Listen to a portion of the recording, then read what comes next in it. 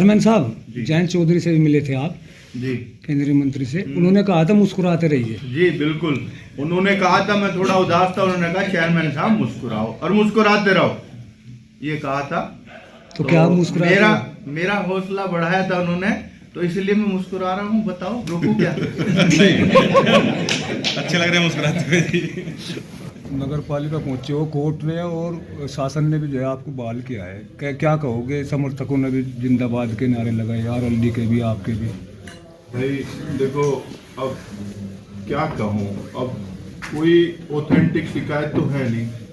आप लोगों को बताऊं, पहले भी मैंने बताया था, मैंने सर्वे के आधार पे हाउस टैक्स चढ़ाए, पर शासन ने कहा, मतलब शिकायतकर्ताओं ने लिखवाया कि 10 रुपए के, 20 रुपए के, 50 रुपए के स्थान पर चढ़ाए, जबकि मैंने नहीं चढ़ाए।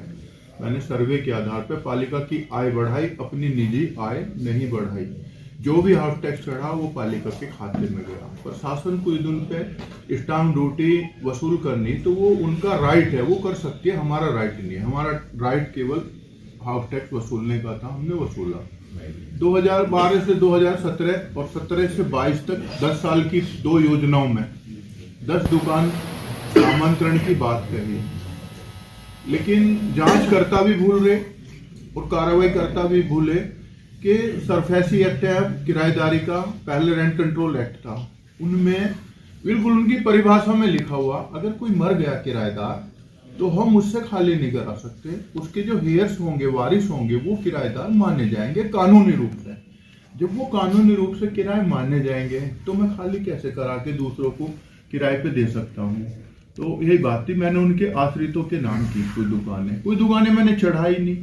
अब तो जो मैंने चढ़ाई तो वो भी मैंने नहीं, वो भी ऑफिस का काम है सारा। हाउस टैक्स का काम भी हमारा बोर्ड का प्रस्ताव हुआ था, उसके अनुपालन में ऑफिस से जो भी सर्वे किए ऑफिस से किए, हाउस टैक्स चढ़े ऑफिस से किए, हमने बोर्ड प्रस्ताव किया, इतनी तो हमारी गलती थी।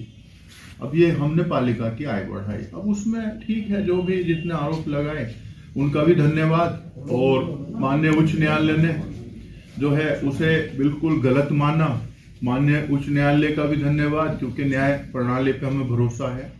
और जब आदमी पीड़ित होता है तो कानून का दरवाजा ही न्याय का ही दरवाजा खटखटाता है। जैसा शासन ने आदेश किया था सर और निष्कासन की कार्रवाई भी की थी, तो उसके बाद क्या सरकार से आपने जांच की मांग की थी?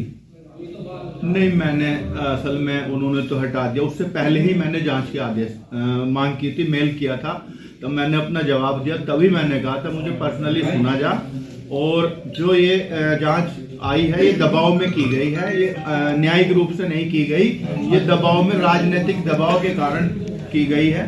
भाई चेयरमैन साहब, आपने एक बड़ा दिल दिखाते हुए कहा है कि जिसने शिकायत की उसका भी धन्यवाद। हाँ जी, उसका भी धन्यवाद, क्योंकि उसके काम से उसने मेरे साथ कई जिले जोड़ दिए, सबके दिलों में मेरे लिए जगह होगी, मेरे साथ वो बिल्कुल भावनात्मक रूप से जुड़ गए। तो उन्होंने मेरी जो है फॉलोअर में भी और मेरे समर्थकों में भी तो उसने इजाफा कर दिया, तो कई गुना जो है इजाफा कर दिया उसने, इसलिए उसका तहे दिल से धन्यवाद उसका भी। बागपत की जनता से क्या कहना चाहेंगे?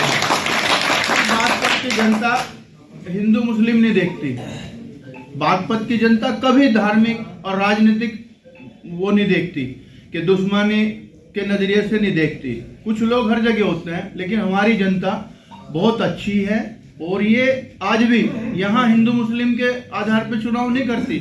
मुझे हिंदू भाई भी बहुत सारी वोट देते हैं, तो यहाँ इंसान को देखते हैं।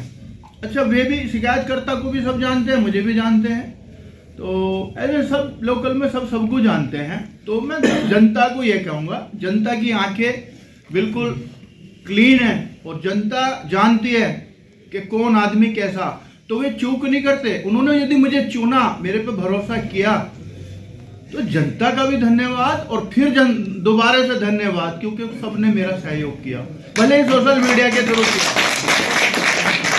किसी व्यापारी की, किसी गलत, मतलब किसी भी हिंदू समाज के आदमी की, एक तबके को छोड़ के, एक ग्रुप को, 36 बिरादरी है, किसी भी बिरादरी की मेरे प्रति नेगेटिविटी नहीं आई, कोई गलत पोस्ट नहीं डाली, बल्कि सबने दुख जताया कि यार ये गलत किया। हमने जनता द्वारा चुने हुए जनप्रतिनिधि के साथ ऐसा नहीं होना चाहिए, गलत आधार पर नहीं हटाना चाहिए। तो सबने अफसोस जताया उस पर, तो मैं तहे दिल से सब जनता का धन्यवाद करता हूँ, शुक्रिया अदा करता हूँ। चेयरमैन साहब, अभी कुछ दिन पहले जो है एक आरोप और लगाया 55 लाख का जो है हाँ। कूड़ा जो है वो कर दिया, दबा दिया 55 लाख असल में ना तो उन शिकायतकर्ताओं को पता, ठीक है, और जो हमारे ये ईओ साहब हैं इन्हें भी नहीं पता और कुछ नहीं पता। मैं न्यूज देख रहा था अभी, क्योंकि दोबारा से डाल ली उन्होंने, जब उन्हें पता चला कि मेरा शासन से आदेश हो रहा तो एक फेसबुक पे चला दी, सारी डाल ली, मैंने सुना वो। तो वो कह रहे साहब वो एमआरएफ सेंटर में साइंटिफिक तरीके से कूड़े का निस्तारण होता है, निस्तारण ना करके वो दबा दिया गया। इससे लोगों के सेहत के प्रति भी खिलवाड़ है और चूंकि ये सब इसमें प्रदूषण बढ़ेगा और बीमारियां बढ़ेंगी, यही तो कहा गया, कुछ और। जी। हाँ, तो ना तो उन्हें पता। पहली बात तो जब वो कूड़ा निस्तारण हुआ था तब जो है एमआरएफ सेंटर नहीं था, तब एमआरएफ सेंटर का निर्माण नहीं हुआ था। फिर दूसरा, हमारे यहाँ वो एमआरएफ सेंटर नहीं बना, हमारे यहाँ छोटा सा है, मोटा मोटा कूड़ा एक तरफ करने का, ये तो बाद में अभी लगा।